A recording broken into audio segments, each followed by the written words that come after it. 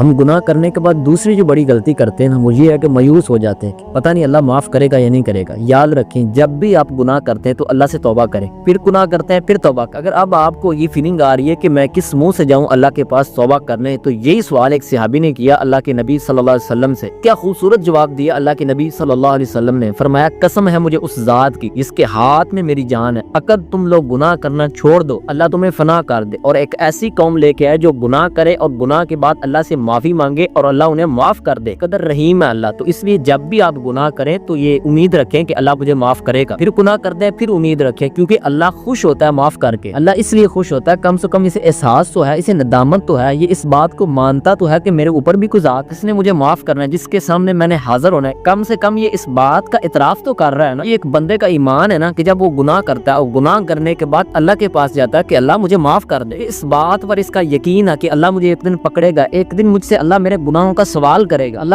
اس بات کی خوشی ہوتی ہے۔ کم سے کم یہ میرا اعتراف تو کر رہا ہے نا، کم سے کم یہ میری سپرمیسی کو قائم تو رکھ رہا ہے نا، اس بات کی اللہ پاک کو خوشی ہوتی ہے۔ تو جائیں بھائی اللہ سے معافی مانگی، اللہ رحیم ہے، آپ کو ضرور معاف کرے گا انشاءاللہ۔